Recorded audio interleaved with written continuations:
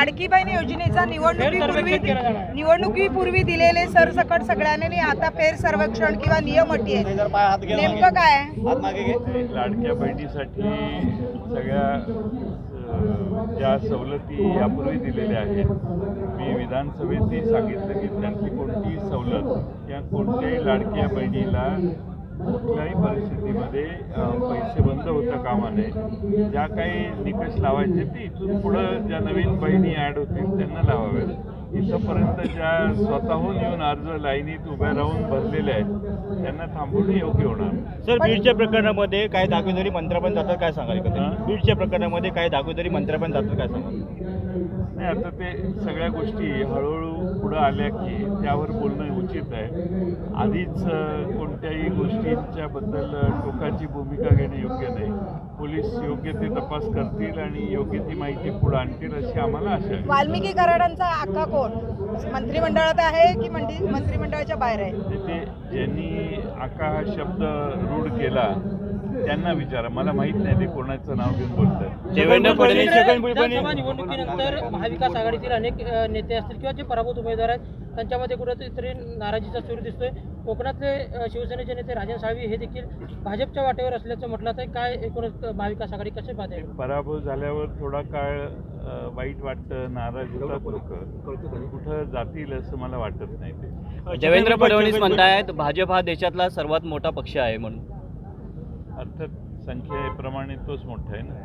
तो काय महाराष्ट्रातही मोठा झाला आहे आणि भारतातही मोठा झाला. जगदीपांचं असं म्हणणं येते दोन्ही पवारने एकत्र यावं, काय वाटतं? ते काय नक्की म्हणते मला माहित नाही, मी बघून सांगेन तुम्हाला. मराठा समाज आणि वंजारा समाज वाद होऊ शकतात असं एकंदरीत वाटतंय, काय सर? होऊ नये तसा प्रयत्न सर्वांनी केला पाहिजे. कुठेही टोकाची भूमिका जातीसाठी आणि जातीवरून घेण्यात येऊ नये याची काळजी सगळ्यांनीच घेतली पाहिजे. सर, राज्यात सगळं ऑलवेल आहे, राज्य योग्य पद्धतीने चाललंय असं आपल्याला वाटतं?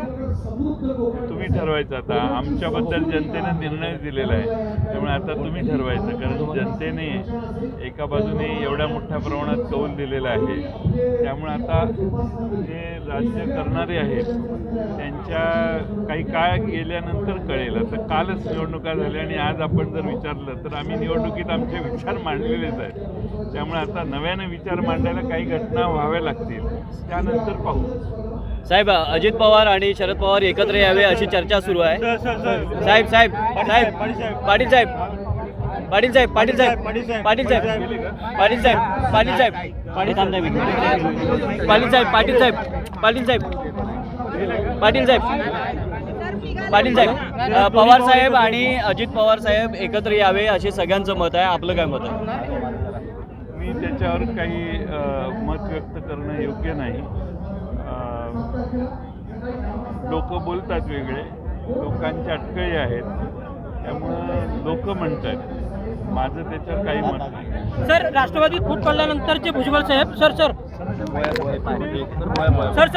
राष्ट्रवादीत फूट प्रदर्शन अतिशय उत्तम आहे आणि अतिशय चांगल्या दर्जाचं प्रदर्शन या ठिकाणी आमचे प्रशांत यादव यांनी उभं केलेलं आहे.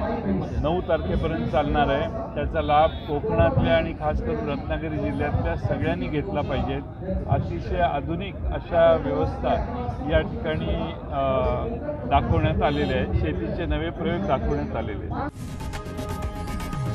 लोकशाही मराठी ऐका, पहा, जागरूक रहा.